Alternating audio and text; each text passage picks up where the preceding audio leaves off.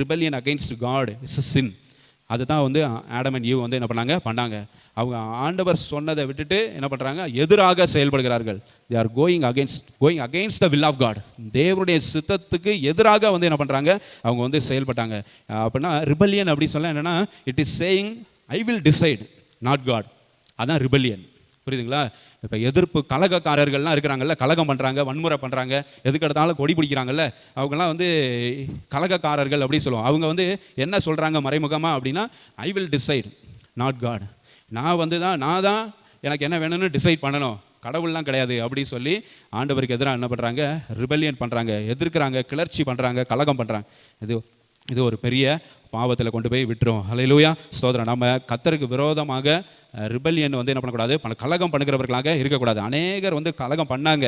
பைபிளில் கோராகின் புத்திரர் என்ன பண்ணாங்க, மோசேக்கு விரோதமாக கலகம் பண்ணாங்க.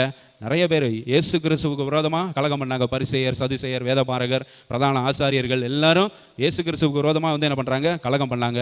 இந்த தோஸ் ரிபல்லியஸ் பீப்புள் அவங்க எல்லாருமே தே ஆர் டூயிங் சின். அவங்க வந்து நம்ம பாவம் செய்கிறவர்களாக இருந்தாங்க.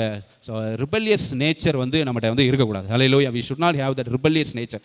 எதிர்க்கணும், கிளர்ச்சி பண்ணணும், கலகம் பண்ணணும் அப்படிங்கிற அந்த ஒரு குணாதிசயம் நம்மக்கிட்ட இருக்கக்கூடாது. ஹல்லேலூயா, ஸ்தோத்திரம். ஸோ எது நல்லதோ அதுக்கு வந்து என்ன பண்ணலாம், போராடலாம். நல்லதுக்காக போராடலாம்.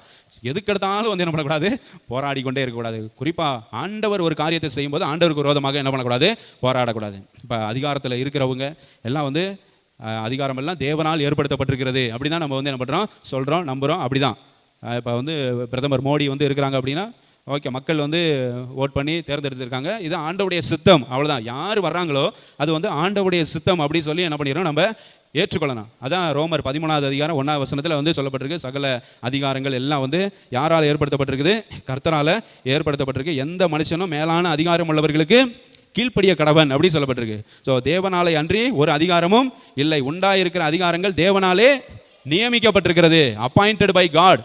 Every authorities are appointed by God. தேவனால தான் எல்லா அதிகாரங்களும் என்ன பண்ணப்பட்டிருக்கு, நியமிக்கப்பட்டிருக்கிறது. அப்போ அதுக்கு எதிராக வந்து நம்ம வந்து என்ன பண்ணக்கூடாது, கிரியை செய்யக்கூடாது.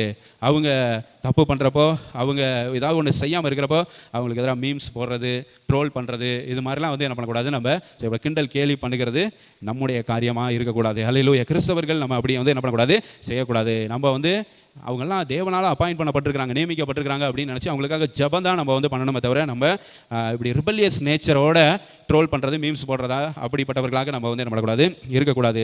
ஸோ ரிபல்லியஸ் நேச்சர் அது வந்து சின்ஃபுல் நேச்சராக இருக்கிறது.